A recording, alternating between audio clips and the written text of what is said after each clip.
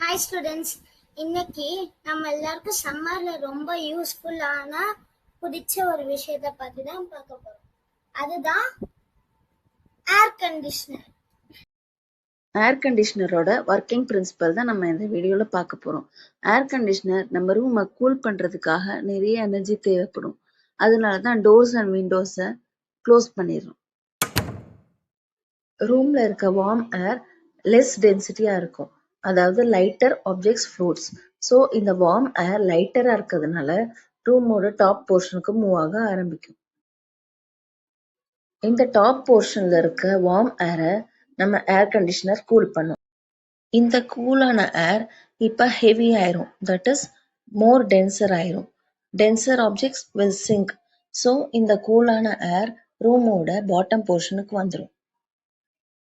Again கீழே வந்த இந்த ஏர் வார்ம் ஆகி மேலே போகும், ஏசி அதை கூல் பண்ணும், ஏசி அதை கூல் பண்ணி கீழே அனுப்பும். இந்த ப்ராசஸ் ரிப்பீட்டடாக நடக்கிறதுனால this process is called convection.